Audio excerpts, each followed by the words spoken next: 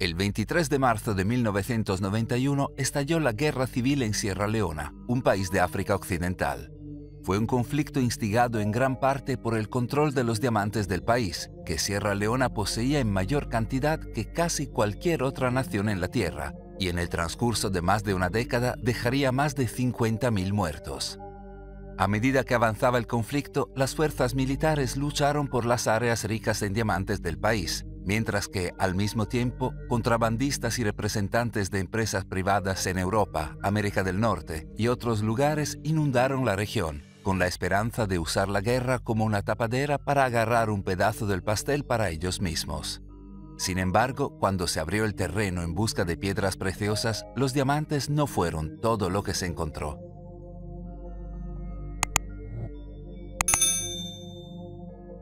En las profundidades de la Tierra se encontraron objetos misteriosos, objetos enterrados durante mucho tiempo que desafiarían nuestra comprensión de la historia africana y la historia de la humanidad misma. A principios de 1991, los representantes de una compañía minera extranjera buscaban diamantes en Sierra Leona cuando se encontraron con un hallazgo inusual e inesperado. Excavando profundamente bajo la tierra, comenzaron a descubrir una serie de misteriosas estatuas de piedra talladas en esteatita, arcilla y granito que parecían representar figuras humanoides. En la superficie, este no fue el más innovador de los descubrimientos. Los exploradores portugueses habían observado figuras de piedra similares ya en el siglo XV, mientras navegaban por la costa occidental de África. Los lugareños las llamaban nomoli, y en la década de 1850, un misionero estadounidense llamado George Thompson proporcionó la primera descripción oficial de las estatuas en Occidente. Durante el tiempo que estuvo viajando por Sierra Leona, Thompson escribió en su diario: «Esta noche encontré un nido de imágenes antiguas, rotas y esculpidas. Había 5 de ellas al pie de un pequeño árbol, donde una vez estuvo una ciudad que fue destruida por la guerra. Están hechos de piedra con la intención de imitar algo, tal vez seres humanos». A partir de ese momento, las estatuas de Nomoli se convirtieron en objeto de intensa curiosidad y debate en los círculos académicos de todo el mundo. Curiosamente, a pesar de más de un siglo y medio de estudio intensivo, los académicos y científicos nunca han podido determinar de dónde provienen las estatuas de Nomoli, quién las creó o cuál era su propósito. Cuando se les preguntó, las tribus locales que han vivido en el área durante siglos insistieron en que no habían hecho las estatuas, sino que las habían dejado allí los habitantes anteriores del área en algún momento del pasado lejano. ¿Quiénes eran estos ancestros antiguos y qué les sucedió? Los científicos no estaban seguros. Algunos fecharon las estatuas en el año 500 a.C., mientras que otros creen que podrían haber sido creadas miles de años antes. Y sin embargo, a pesar de lo misteriosas que ya eran las estatuas de Nomoli, el misterio alcanzó un nivel completamente diferente cuando los cazadores de diamantes descubrieron nuevas figuras en 1991. Tradicionalmente, las estatuas de Nomoli representaban figuras humanas con características descomunales, pero las encontradas en 1991 eran algo diferente. Parecían representar una especie de humanoides híbridos, un cruce entre humanos y reptiles, figuras con cuerpo humano pero cabeza de lagarto, o viceversa. Agregando al misterio estaba el hecho de que estas figuras habían sido descubiertas excepcionalmente profundas en la Tierra, dentro de una capa geológica correspondiente a un periodo de tiempo entre el 12.000 y 17.000 a.C. ¿Podrían estas figuras reptilianas de Nomoli ser realmente tan antiguas? Y si es así, ¿quién estuvo tan lejos en el pasado para hacerlas? ¿Y por qué las hicieron? Mientras los científicos estaban desconcertados, las tribus locales tenían una respuesta. Según la tradición oral local, en algún momento del pasado lejano, los ángeles que vivían en los cielos habían sido exiliados a la tierra como castigo por su mal comportamiento. La tradición dice que estos ángeles vagaban sin obstáculos, en lugares donde ningún hombre había estado antes. No podían verse cara a cara porque sus ojos eran tan brillantes como el sol. A estas criaturas se les prohibió entrar en el imperio divino y fueron exiliadas a la tierra. Las estatuas reptilianas de Nomoli eran, según los lugareños, representaciones de estos ángeles caídos. un recordatorio de su destierro del imperio divino y su exilio a la tierra. Curiosamente, existe una historia similar de ángeles que vienen a la tierra en numerosas culturas en todo el mundo, desde los antiguos egipcios y sumerios a los mayas y aztecas, a las culturas de la India y Japón, e incluso las Biblias cristianas y hebreas. Al mirar específicamente a los Nomoli y su supuesta forma de reptil, aquellos que tienen visitado este canal antes podrían pensar inmediatamente en la antigua historia sumeria de los Anunnaki, quienes muchos creen que fueron una raza de reptiles extraterrestres que llegaron a la Tierra en algún momento del pasado. Si deseas saber más sobre estos Anunnaki y su conexión con África, asegúrate de ver nuestro video completo sobre la misión de extracción de oro de los Anunnaki en la Tierra. ¿Podrían las estatuas de Nomoli ser realmente las representaciones de los antiguos visitantes reptilianos de un momento profundo en el pasado antiguo? Una cosa es segura. A medida que las estatuas comenzaron a estudiarse, las cosas se volvieron más extrañas. Entre los que descubrieron estas nuevas estatuas reptilianas de Nomoli en 1991 se encontraba un hombre italiano llamado Angelo Pitoni. Cuando se aventuró a examinar una de estas estatuas, notó un sonido extraño que emanaba de su interior. Curioso, Pitoni realizó una radiografía que parecía mostrar una pequeña bola alojada en el interior. Abrió la estatua y, para su asombro, cayó una pequeña bola de metal perfectamente esférica, que, cuando se sometió a pruebas, se descubrió que estaba hecha de cromo y acero. ¿Cómo puede ser esto posible? La producción de acero más antigua conocida fue alrededor de 2000 a.C., pero la estatua se recuperó en una capa geológica que indica que se creó entre el 12.000 y el 17.000 a.C. Además, los humanos no aislaron el cromo hasta 1797. La forma esférica perfecta de la pelota indicaba que quien quiera que la hubiera fabricado debió tener acceso a una tecnología de modelado sofisticada. A Pitoni y a otros que examinaron la bola les pareció que la única explicación para los extraños artefactos era que fueron dejados allí por una civilización antigua avanzada, o tal vez incluso por visitantes extraterrestres. ¿Puede ser esto realmente cierto? ¿Podrían los creadores de estas estatuas reptilianas de Nomoli realmente haber tenido acceso a tecnología avanzada que no aparecería entre el resto de la humanidad hasta dentro de miles de años? Para responder a esta pregunta, lo primero que se debe tener en cuenta es que las estatuas de Nomoli no fueron lo único que Angelo Pitoni encontró bajo tierra en Sierra Leona.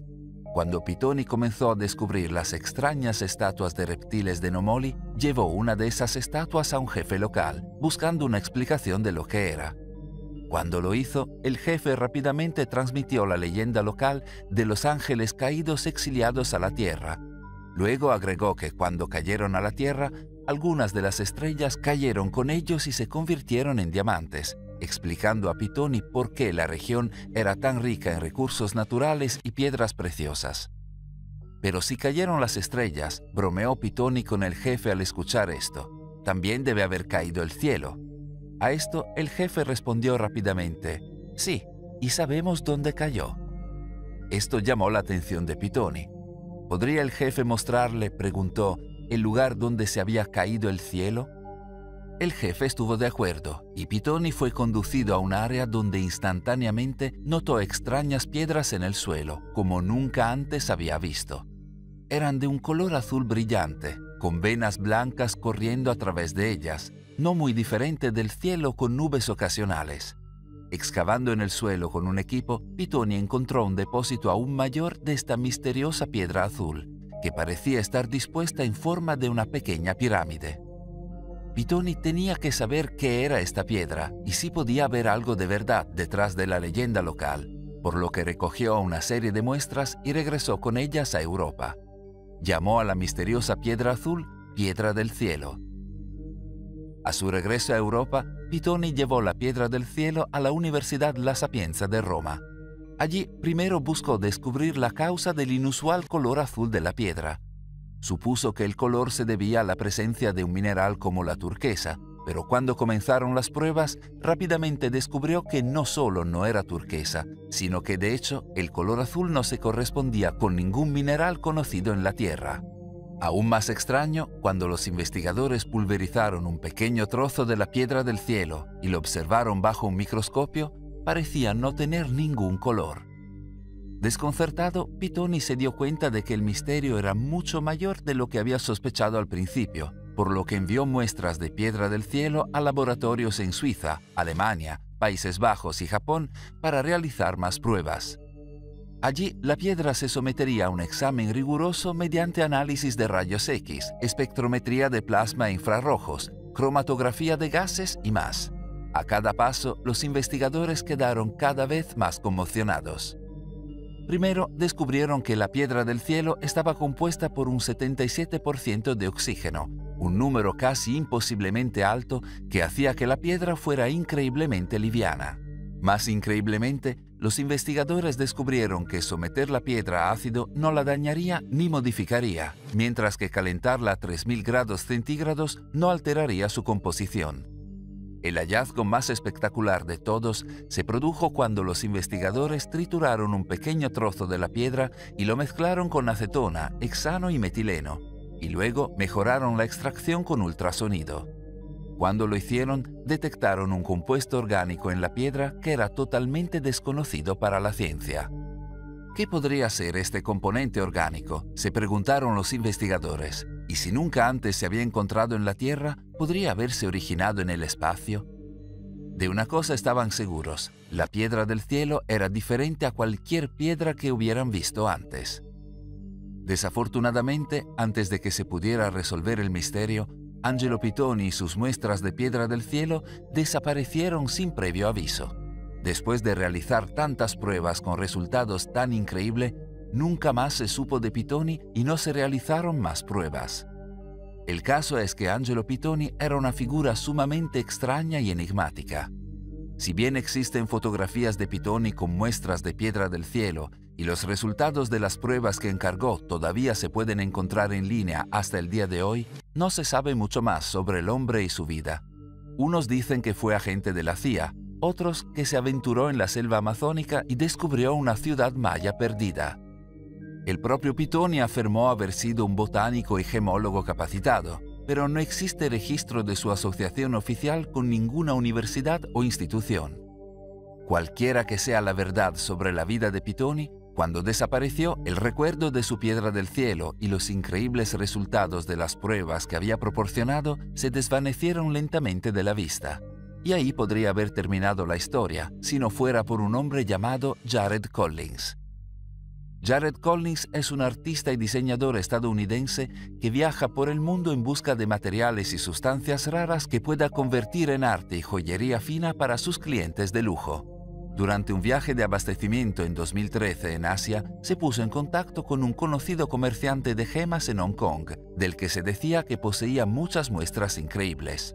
Una noche, cuando viajaba al pequeño ático del comerciante, Collins pasó la noche revisando cientos de bolsas que contenían miles de piedras raras. A pesar del tamaño de la colección, nada llamó la atención de Collins y repetidamente le preguntó al comerciante: ¿Es esto? ¿No tienes nada más? Finalmente, Collins estaba a punto de darse por vencido cuando notó algo sentado en la mesa frente a él, algo que en su prisa no había notado antes. Una roca azul inusual con vetas blancas atravesándolas, y al lado de eso un pequeño corte de esta roca en una bolsa Ziploc.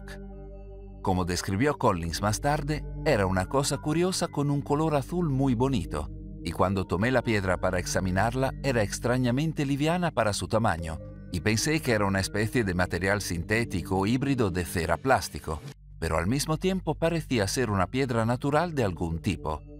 Era desconcertante, y no tenía idea de lo que estaba viendo, y no tenía un punto de referencia para compararlo con cualquier otra cosa que hubiera visto o manejado antes. Intrigado, Collins le preguntó al comerciante qué era esta piedra misteriosa. Sin dudarlo, el comerciante le dijo que se llamaba Piedra del Cielo, por lo que el comerciante comenzó a contar la leyenda de Sierra Leona de los ángeles que caen a la tierra con el cielo, explicando que esta historia se la había contado el hombre que primero le había traído la piedra.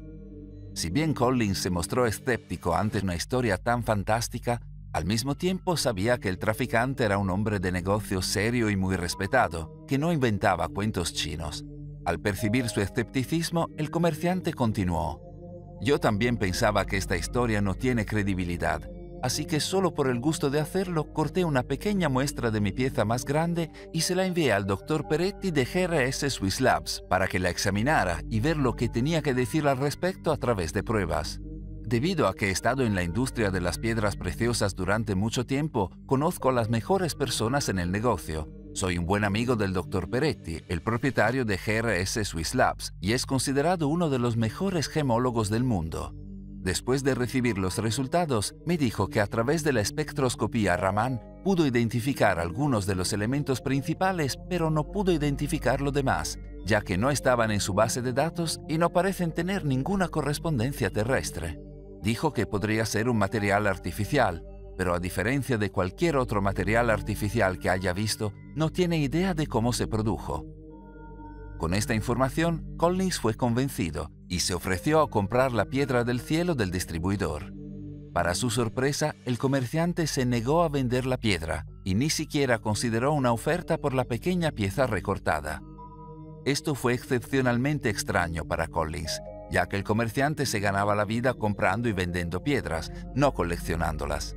¿Por qué la piedra del cielo, lo único que tenía en la habitación esa noche, no estaba a la venta? Decepcionado, Collins salió de la reunión con la sensación de que algo realmente especial se le había escapado de las manos. Aunque lo intentó, no pudo olvidar la piedra del cielo, por lo que comenzó a buscar más información al respecto en otros lugares. En poco tiempo se encontró con la extraña historia de Angelo Pitoni, pero a pesar de sus mejores esfuerzos, no pudo localizar a Pitoni.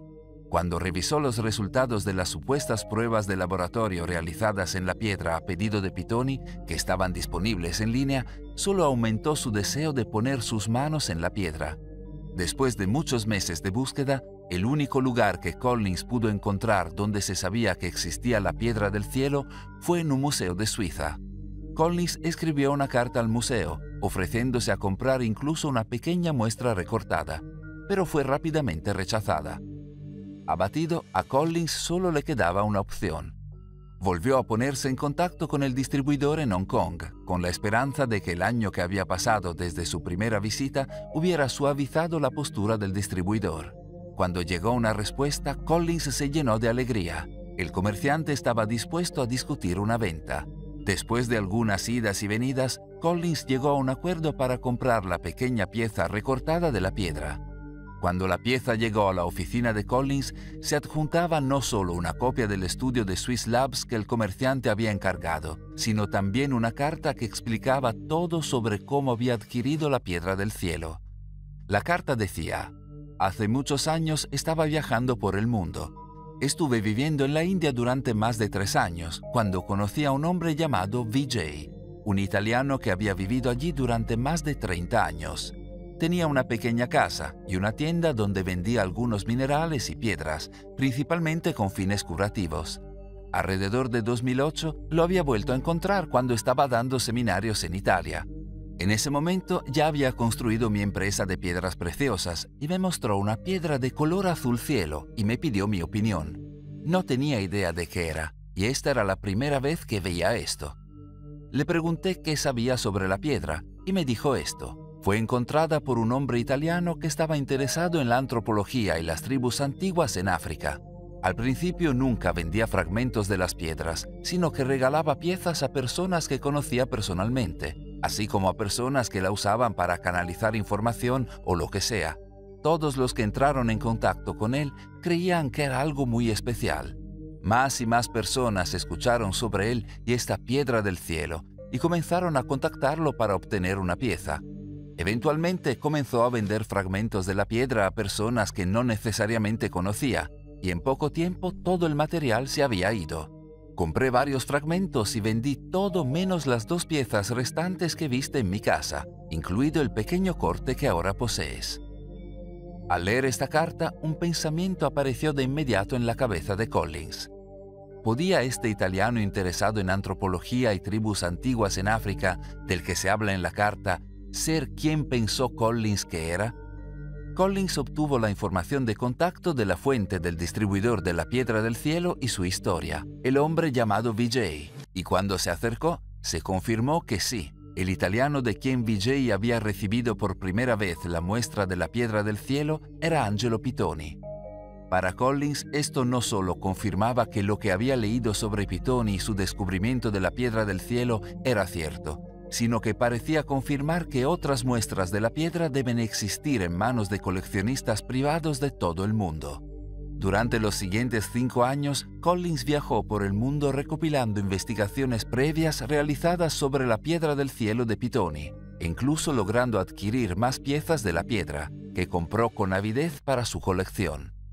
Pero a pesar de toda la investigación que compiló, Collins no pudo resolver el misterio de la piedra del cielo. Tal como lo describió, más de 5 años de estudio e investigación me han llevado por todo el mundo y de regreso para tratar de comprender qué es este material azul parecido a una piedra. Si bien he logrado compilar una montaña de informes científicos para obtener más de 16 fuentes, hasta la fecha nadie, ni un académico, ni una universidad, ni un científico independiente, ni un laboratorio, puede identificar o comprender el origen. Por eso, Collins sabía lo que tenía que hacer.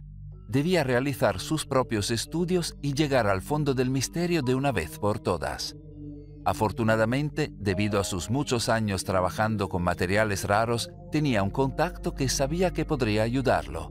Un científico del Departamento de Ciencias de la Tierra y el Espacio de la Universidad de Washington llamado Peter Ward, quien tenía a su disposición las mejores instalaciones y el equipo más moderno de la Tierra. Ward accedió a probar la piedra del cielo para Collins, creyendo que podría resolver el misterio con poco esfuerzo. Pero cuando comenzaron las pruebas, los resultados fueron tan extraños que Ward creyó que su equipo había fallado. 2 veces más realizó las pruebas, recibiendo los mismos resultados cada vez.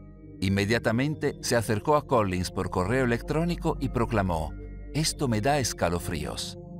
Más tarde explicaría: «Era mucho más extraño de lo que pensábamos. Realmente parece haber algún tipo de aspecto orgánico en esto. Tiene el elemento nitrógeno en concentraciones realmente altas. Tener esta gran cantidad de nitrógeno lo pone en una categoría: ¡wow! Esa es una roca muy peculiar. Existe la posibilidad de que provenga de fuera de la Tierra». ¿Podría la piedra del cielo realmente ser algún tipo de material desconocido originado en el espacio? Y si lo es, recuerda que la leyenda local en Sierra Leona conecta esta piedra del cielo con el exilio de los ángeles a la tierra, representado en las estatuas de Nomoli. Si la piedra del cielo vino de fuera de la tierra, como dijo Ward, ¿es posible que llegara junto con visitantes angelicales o tal vez extraterrestres? Pero si había visitantes, ¿quiénes eran? ¿Y a dónde iban? Algunos tienen una respuesta. Nacido en 1898, Marcel Griol es conocido como uno de los padres de la etnografía, una rama de la antropología que abarca el estudio sistemático de las culturas individuales desde el punto de vista del sujeto de estudio. Durante la primera mitad del siglo XX, Griol participó en gran medida en la creación del campo, convirtiéndose en el primero en introducir películas etnográficas, fundando la prestigiosa Société des Africanistes y convirtiéndose en la primera cátedra de etnología de la Universidad de París. Hoy Griol es mejor conocido por sus expediciones en África, la más famosa, su viaje de 21 meses a través del continente en 1931-33, que lo llevó por 5.000 millas desde el Océano Atlántico hasta el Mar Rojo. Durante esta expedición, Griol reunió más de 3.600 objetos únicos, muchos de los cuales ahora residen en los museos de Europa, junto con miles de fotografías, grabaciones y películas.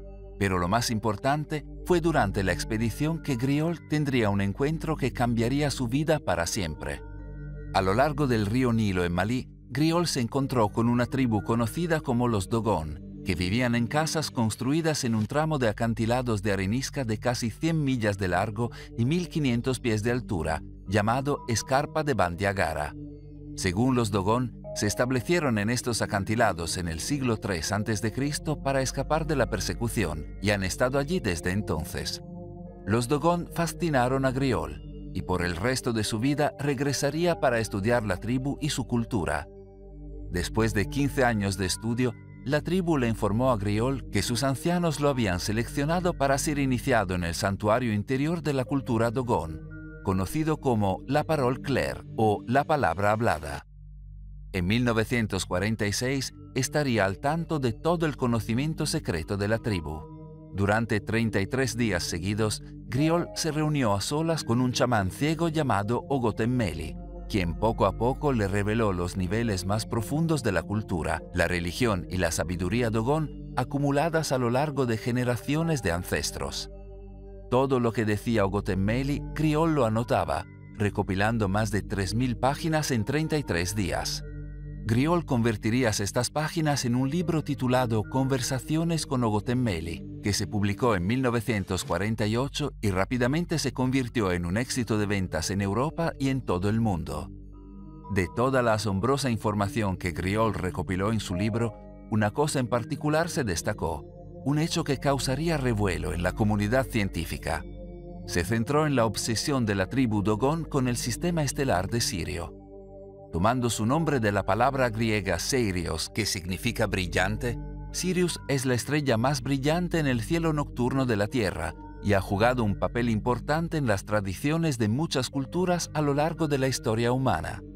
Sin embargo, en realidad, el sistema estelar de Sirio está formado por dos estrellas, Sirio A, que podemos ver a simple vista, y Sirio B, que debido a que es muy pequeña, muy tenue y muy cercana a Sirio A, no podemos. Si bien Sirio A ha tenido importancia para las culturas humanas durante miles de años, la existencia de Sirio B solo fue propuesta por primera vez en 1862 por un hombre llamado Alvin Clark, quien, usando el telescopio más grande del mundo en ese momento, percibió un tenue punto de luz separado de Sirio A, que dedujo que debía ser una segunda estrella. A principios del siglo XX, los telescopios más avanzados habían permitido a los científicos comenzar a documentar la estrella de manera más adecuada, pero aún así no se revelaron nuevos detalles hasta bien entrado el siglo XXI. Y sin embargo, según Griol, los Dogon sabían todo sobre Sirius B, no solo que existía, sino también sus características únicas. Sabían que era de color blanco, que tardó 50 años en completar una órbita alrededor de Sirio A en un camino que no era circular sino elíptico, e incluso el punto exacto de Sirio A dentro de esta elipse. Más sorprendentemente, conocían la característica más inusual de Sirius B, el hecho de que era extremadamente pesada. En la década de 1920 se descubrió que Sirius B es una estrella enana blanca, es decir, una estrella pequeña y extremadamente densa que arde tenuemente. De hecho, hoy sabemos que Sirius B es tan densa que una cucharadita pesaría 5 toneladas. Pero mucho antes de que eso se descubriera oficialmente, los Dogon se refirieron a Sirius B como Po Tolo. Tolo significa estrella y Po se refiere a un cereal local que es conocido por ser extremadamente pesado a pesar de su pequeño tamaño. Toda esta información sería imposible de saber sin equipo astronómico avanzado que los Dogon no tenían. Entonces, ¿cómo sabían estas cosas? Algunos científicos como Carl Sagan afirmaron que los Dogon simplemente deben haber obtenido conocimientos modernos de los occidentales en los tiempos modernos, que luego incluyeron en sus antiguas tradiciones. Sin embargo, esta afirmación no explica la existencia de un artefacto Dogon de 400 años de antigüedad que representa el sistema estelar de Sirio en detalle, ni por qué, al menos desde el siglo XIII, los Dogon han oficiado ceremonias para celebrar el ciclo de Sirio A y B. Ni explica cómo los Dogon supieron durante mucho tiempo que Sirio B era tan densa. Pero había más que eso. No era solo el sistema estelar de Sirio del que los Dogon le habían hablado a Griol. La tribu tenía todo tipo de conocimientos astronómicos avanzados, incluido que Saturno tenía anillos y que Júpiter tenía 4 lunas principales, que los Dogon llamaron 4 compañeros. Incluso sabían que la galaxia de la Vía Láctea tenía una enorme forma espiral y la posición exacta de la Tierra dentro de ella. Una vez más, ¿cómo podría ser posible todo esto? De hecho, los mismos Dogon tenían una respuesta. Según la tradición Dogon, su conocimiento avanzado les fue dado por una raza extraterrestre del sistema estelar de Sirio que visitó la Tierra en algún momento del pasado lejano. Eran conocidos como los gnomos, y en la tradición oral dogón, los dibujos y las tallas se los representa como una raza de criaturas anfibias cubiertas con piel de pez. La leyenda dogón dice que estos gnomos descendieron al planeta en un buque que fue acompañado por fuego y truenos, llamado el Arca del Mundo, y procedió a fundar la civilización humana. Otorgaron a los humanos el conocimiento de la agricultura y la tecnología, del arte y la música, y revelaron los secretos de la astronomía, incluida información detallada sobre el sistema estelar de Sirio del que procedían. Es interesante notar que muchas culturas antiguas representan seres humanoides acuáticos e incluso los adoran. Por ejemplo, los babilonios tenían una deidad mitad pez, mitad humana, y curiosamente su nombre es Dagón, muy similar al nombre del pueblo Dogón. Los acadios también tienen deidades cubiertas con escamas de pescado a las que llaman Apcayu, y si vamos hasta la India también podemos encontrar seres mitad peces, mitad humanos. A diferencia de muchas otras culturas alrededor del mundo que tienen historias similares de visitantes antiguos que vienen del cielo, los Dogón no describieron a los gnomos como dioses, sino específicamente como visitantes extraterrestres del sistema estelar de Sirio. ¿Por qué es esto importante? Da un paso atrás y mira otra palabra que se parece mucho a gnomos, Nomoli. Considera 1000 años en el pasado, el país de Malí, donde viven los Dogón, y Sierra Leona, donde se encontraron las estatuas de Nomoli, eran parte del imperio de Malí. Es posible, incluso probable, que exista una superposición en las tradiciones de estos lugares, historias que comenzaron igual y luego se separaron a lo largo de los siglos. ¿Podría con el tiempo la gente de Sierra Leona haber condensado los gnomos de Malí en Nomoli? ¿Podría el anfibio gnomos haber sido más recordado lentamente como el reptil Nomoli? ¿Es posible que la historia del cielo cayendo cuando los ángeles de Nomoli, cuyos ojos eran tan brillantes como el sol, fueron exiliados a la tierra, y la historia de los gnomos llegando al planeta en un arca, acompañados de fuego y truenos, sean en realidad la misma historia? Piensa en la bola de acero perfectamente formada que se encuentra dentro de la estatua de Nomoli de Angelo Pitoni, que data de hace más de 12.000 años. ¿Podría esto explicarse por el conocimiento avanzado traído a la humanidad por los gnomos en algún momento del pasado distante? Recuerda las pruebas realizadas en la piedra del cielo de Pitoni y Collins, que sugirieron que la piedra no era de este planeta. ¿Podría deberse a que llegó a la Tierra desde el espacio con visitantes extraterrestres? Quizás las historias superpuestas de antiguos visitantes en Malí y Sierra Leona no sean un mito, sino registros históricos. Y quizás las estatuas de Nomoli, la piedra del cielo y el conocimiento secreto de la tribu Dogón sean prueba de antiguas visitas extraterrestres. Por impactante que parezca, las visitas extraterrestres no se registran solo en el pasado lejano. De hecho, tenemos 2 vídeos en los que cubrimos en detalle 2 grandes aterrizajes extraterrestres, uno de los cuales es en África y el otro en la antigua Unión Soviética. Los enlaces a ambos vídeos están en el comentario anclado superior. ¿Qué piensas sobre la historia de los extraterrestres de la tribu Dogón y su conocimiento de Sirio A y B? ¿Y crees que las estatuas de Nomoli y la piedra del cielo son evidencia de extraterrestres? Cuéntanos en los comentarios a continuación. Una vez más, gracias por mirar. Si quieres ayudar a que este vídeo llegue a más personas, compártelo en las redes sociales y dale a me gusta. Y si eres nuevo, puedes suscribirte también haciendo clic en el botón de notificación para que sepas primero cuando publicamos.